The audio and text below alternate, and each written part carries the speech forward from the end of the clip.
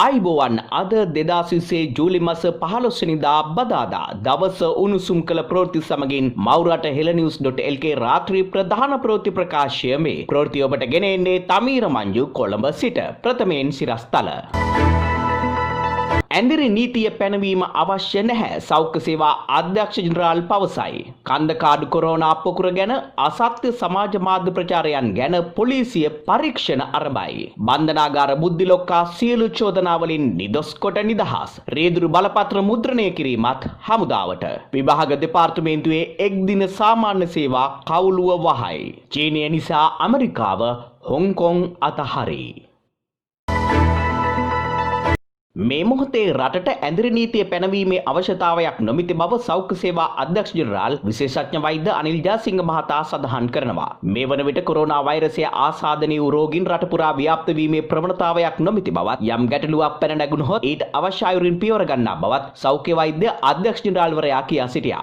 මේ වන විට කන්දකාඩු පුනරුත්ථාපන මධ්‍යස්ථානයේ ඇති වූ කොරෝනා වෛරස් පොකුරෙන් රෝගීන් 532ක් වාර්තා වී ඇති බවයි ඔහු කියා සිටියේ. එලෙස වාර්තා වූ පුද්ගලයන්ගෙන් 25 දෙනෙකු කන්දකාඩු පුනරුත්ථාපන මධ්‍යස්ථානයේ සේවය කළ පුද්ගලයින්ගේ නිවෙස්වල පුද්ගලයින් වන බවත් ඔහු කියා සිටියා. නව කොරෝනා වෛරසයේ රෝග ව්‍යාප්තිය සම්බන්ධයෙන් කිසිදු පුවතක් සැඟවීමට අවශ්‍ය නොවන බවත් සෑම තොරතුරක් ගැනම ජනතාව දැනුවත් කිරීමට පියවර ගන්නා බවත් ඔහු අවධාරණය කළා. කන්දකාඩු පුනරුත්ථාපන මධ්‍යස්ථානයේ කොරෝනා පොකුරත් සමග PCR පරීක්ෂණ 3000ක් සිදු කොට එහි ප්‍රතිඵල ලැබී ඇති බවත් ඉදිරියේදී දිවෙන ස්ථාන රැසකදී PCR පරීක්ෂණ සිදු කරන බවත් සෞඛ්‍ය සේවා අධ්‍යක්ෂ ජෙනරාල් විශේෂඥ වෛද්‍ය අනිල් ජයසිංහ මහතා වැඩිදුරටත් කියා සිටියා. කන්දකාඩු පුනරුත්ථාපන මධ්‍යස්ථානයේ අරහා ඇතු කොරෝනා ව්‍යාප්තිය සම්බන්ධයෙන් සමාජ මාධ්‍ය ඔස්සේ සිදු කළ අසත්‍ය ප්‍රචාරණ සිද්ධි සම්බන්ධයෙන් පොලිසිය විශේෂ විමර්ශන කණ්ඩායම් 3ක් යොදවා විමර්ශන ආරම්භ කළ බව නියෝජ්‍ය පොලිස්පති අජිත් රෝහණ මහතා පවසනවා. කන්දකාඩු මධ්‍යස්ථානයේ සිට මේ දක්වා පිටතින් හමු වී ඇත්තේ රෝගීන් 20 දෙනෙකු පමණක් බවත් ඔවුන්ගෙන්ද 16 දෙනෙකු රාජාංගනය ප්‍රදේශයෙන් වාර්තා වූ බවත් ඔහු කියා සිටියා. මහනුවර ප්‍රදේශයේ පුද්ගලයන් 600ක් සම්බන්ධයෙන් ජාතික පුවත්පතක් විසින් අද දිනේදී පළ කොට ඇති පුවතක් සම්බන්ධයෙන්ද අපරාධ පරීක්ෂණ දෙපාර්තමේන්තුව පරීක්ෂණ ආරම්භ කොට ඇති බවයි නියෝජ්‍ය පොලිස්පතිවරයා සඳහන් කළේ. මේ අතර සෞඛ්‍ය අංශ විසින් පනවා ඇති සෞඛ්‍ය මාර්ගෝපදේශයන් නිසිල් ලෙස අනුගමනය නොකරන පුද්ගලයන් සම්බන්ධයෙන් හෙට සිට නීතිය දැඩිව ක්‍රියාත්මක කරන බවද නියෝජ්‍ය පොලිස්පති අජිත් රෝහණ මහතා අද මාධ්‍ය හමුවකට එක්වෙමින් වැඩිදුරටත් අවධාරණය කළා. හිටපු රාජ්‍ය අමාත්‍ය මහින්දානන්ද අලුත්ගමගේ මහතාට එරෙහිව පවරා ඇති නඩුවක් සැප්තැම්බර් මාස 3 වෙනිදා කැඳවීමට කොළඹ ස්ථීර ත්‍රිපුද්ගල විනිසුරු මණ්ඩලය අත නියෝග කළා. 2014 වර්ෂයේ ක්‍රීඩා අමාත්‍යවරයා ලෙස කටයුතු කිරීමේදී ක්‍රීඩා උපකරණ මිලදී ගැනීමේදී රුපියල් 5 කෝටි 31 ලක්ෂයකට අධික මුදලක් අවභාවිත කර ඇතැයි කියන සිද්ධියට අදාළව අල්ලස් කොමිෂන් සභාව අලුත්ගමගේ මහතාට සහ සතොස ආයතනයේ හිටපු සභාපති නලින් ප්‍රනාන්දු යන අයට එරෙහිව මෙම නඩුව පවරා තිබෙනවා. හිටපු මහින්දානන්ද අලුත්ගමගේ මහතා අද අධිකරණයේ පෙනී නොසිටි අතර ඔහු වෙනුවෙන් පෙනී සිටි නීතිඥවරයා පවසා සිටියේ තම සේවාදායකයා පසුගිය දිනවල මහනුවර ප්‍රදේශයේ මහා මැතිවරණ ප්‍රචාරක කටයුතු වල නිරත වී ඇති බවත් එම ප්‍රදේශවල කොරෝනා රෝගීන් වාර්තා වී ඇති බැවින් සෞඛ්‍ය ආරක්ෂාව වෙනුවෙන් අද දින අධිකරණයේ පෙනී නොසිටින බවයි. දෙවෙනි වික්තිකරු වන සතොස් ආයතනයේ හිටපු සභාපති නලින් ප්‍රනාන්දු මහතාද විවෘත අධිකරණයේ පෙනී නොසිටි අතර ඔහුද මැතිවරණ ප්‍රචාරක කටයුතු වලට සහභාගී වී ඇති බැවින් අධිකරණයෙන් පිටත රැඳී සිටින බව නීතිඥවරයා අධිකරණයට දැනුම් දුන්නා. ඒ අනුව මෙම නඩුව සැප්තැම්බර් මාස 3 වෙනි දින කැඳවීමට විනිසුරු ආර් ගුරුසිංහ, ශෂි මහේන්ද්‍රන් සහ අමල් රණරාජා යන විනිශ්චයකාරවරුන්ගෙන් සමන්විත ස්ථීර ත්‍රිපුද්ගල විනිසුරු මඩුල්ල අද නියෝග කළා. ජනාධිපති ගෝඨාභය රාජපක්ෂ මහතා විසින් මෙරට 24 වෙනි නාවික හමුදාපතිවරයා ලෙස වයිස් අද්මිරාල් නිශාන්ත උළුගේතැන්න මහතා පත් කර තිබෙනවා. වයිස් අද්මිරාල් නිශාන්ත උළුගේතැන්න කොළඹ රාජකීය විදුහලේ ආදි ශිෂ්‍යයෙක්. ඔහු නාවික හමුදාවේ මාණ්ඩලික ප්‍රධානී ලෙස කටයුතු කරමින් සිටියා. 2020 මහමැතිවරණයේ තැපැල් ඡන්ද විමසීම අද 3 වෙනි දිනටත් සිදුවනවා. ඉකුත් දින දෙකේදී තැපැල් ඡන්ද විමසීමේ කටයුතු සාමකාමීව සිදු කරන බවයි මැතිවරණ නිරීක්ෂකයින් පවසන්නේ. ඒ සම්බන්ධයෙන් වැඩිදුරටත් අදහස් දැක්වූ පෙප්‍රල් සංවිධානයේ විධායක අධ්‍යක්ෂ රෝහණ හෙට්ටිආරච්චි මහතා පෙන්වා දුන්නේ තැපැල් ඡන්දය ආශ්‍රිතව කිසිදු බරපතල තත්ත්වයක් වාර්තා වී නොමැති බවයි. ඒ අනුව සමස්තයක් ලෙස බාධාවකින් තොරව එම කටයුතු සිදුවන බවත ඔහු කියා සිටියා. තවදුරටත් සෞඛ්‍ය ආරක්ෂාවට මුල් තැන දෙමින් එම කටයුතු සිදු කිරීමේ වැදගත්කමද රෝහණ හෙට්ටිආරච්චි මහතා අවධාරණය කළා.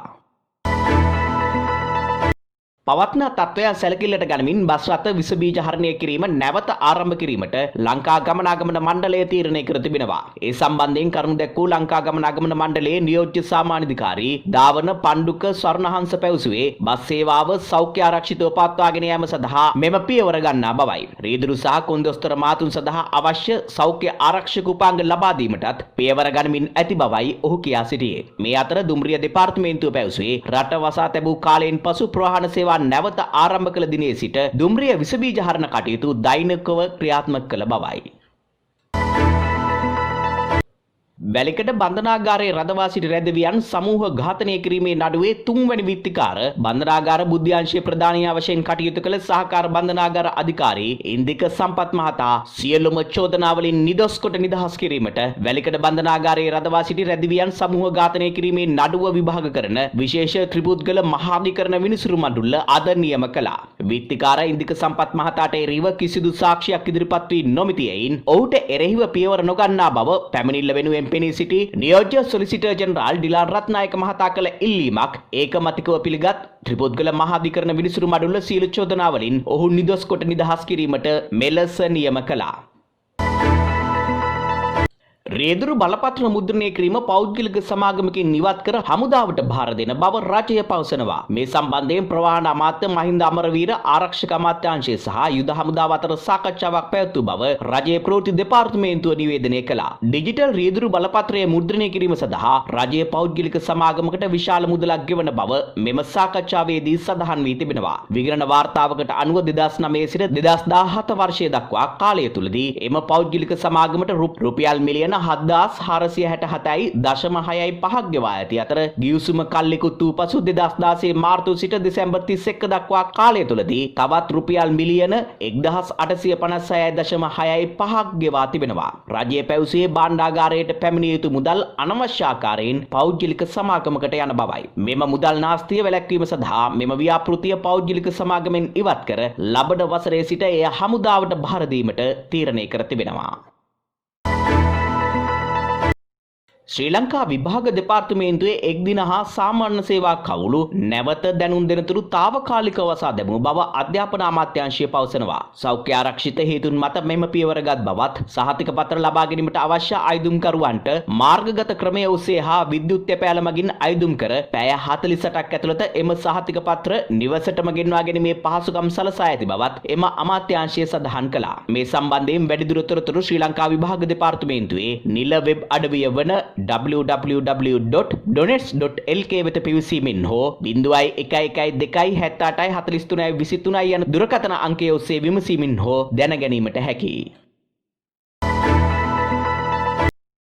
හොංකොං රාජ්‍ය සමග පවතින හොඳ හිත අතහැරීමට ඇමරිකාව තීරණය කර තිබෙනවා. ඒ චීනයේ කුද්දා හොංකොං සම්බන්ධයෙන් වන නව නීතිය සම්මත කර ගැනීම හමුවේ. ඒ අනුව හොංකොං සමග පවතින සමීප සබඳතා අත්හැරීම සම්බන්ධයෙන් වන විධායක නියෝගයටද ඇමරිකානු ජනාධිපති ඩොනල්ඩ් ට්‍රම්ප් අත්සන් තැබූ බව අද විදේශ මාධ්‍ය වාර්තා කළා. එය ඇමරිකානු කොංග්‍රස් මණ්ඩලයේද අනුමැතිය සහිතවයි. මේ අනුව මින්මතු ඇමරිකාවෙන් හොංකොං වෙත කිසිදු විශේෂ වරප්‍රසාදයක් හෝ විශේෂ ආර්ථිකමය සැලකිල්ලක් නොමැති බව ජනාධිපති ඩොනල්ඩ් ට්‍රම්ප් අවධාරණය කළා. මින්මතුවට හොංකොං රාජ්‍යයටද චීනයේ සේම සම සැලකිලි දක්වන බවයි ඇමරිකානු ජනාධිපතිවරයා අනතුරු අඟවා සිටියේ. හොංකොං වැසියන්ගේ අයිතීන් අවුරා දැමූ චීනයේ ඉහළ නිලධාරීන් කිහිප දෙනෙකුටද ඇමරිකාව සම්බාධක පනවා තිබෙනවා. කෙසේ වෙතත් ඇමරිකාවේ මෙම නව තීරණය හොංකොංගේ ක්‍රියාත්මක ඇමරිකානු සමාගම් 1300කට පමණ බලපෑම් එල්ල කරනු ඇති බව අපේක්ෂා කරනවා. එසේම ජනාධිපති ඩොනල්ඩ් ට්‍රම්ප්ගේ මෙම හොංකොං විරෝධී තීරණය හේතුවෙන් මෙතෙක් නිදහස් වීසා ක්‍රමය යටතේ හොංකොංහි සංචාරය කිරීමට වරප්‍රසාද ලැබ සිටි අමරිකානුවන්ටද චීනයෙන් පනවන සංචාරක නීතිවලට යටත් වීමට සිදුවනවා. ඉන්දියාවෙන් වාර්තා වන නව කොරෝනා වෛරස ආසාදිතයින්ගේ ගණන මේ වන විට මිලියනයකට ආසන්න වී තිබෙනවා. දෛනිකව වාර්තා වන ආසාදිත මරණ ගණන 500ක් පමණ වනවා. ඉන්දියාව පසුගිය මාර්තු මාසයේදී මුළු රටටම ලොක්ඩවුන් සීමා පැනවූ අතර එය ලොව රටක් පැනවූ දැඩිම සීමාවලින් එකක් ලෙසද සැලකුණා. එහෙත් මේ මාසයේ සිට එම සීමා ලිහිල් කිරීමට ඉන්දියාව ක්‍රමයෙන් පියවර ගත්තා. එම තත්ත්වයේ යටතේ බැංගලෝරයට පැනවූ නව සීමා ඊයේ රාත්‍රී 8 සිට ක්‍රියාත්මක වෙනවා. හදිසි අවශ්‍යතා සඳහා පමණක් ප්‍රවාහන සේවා භාවිතා කළ හැකි අතර අත්‍යවශ්‍ය භාණ්ඩ අලෙවි කරන වෙළඳසැල් පමණක් විවෘතව තැබෙනවා. ඒ සමගින් මවරට හෙළනිවුස්.lk රාත්‍රී ප්‍රධාන ප්‍රවෘත්ති ප්‍රකාශය නිමාවට පත්වෙනවා. ඔබත් පිවිසින්න www.හෙළනිවුස්.lk වෙබ් අඩවියට සහ www.maurata.lk අපගේ වෙබ් අඩවියට. ඔබට සුබ රාත්‍රියක්. මම තමීර මංජු කොළඹ සිට.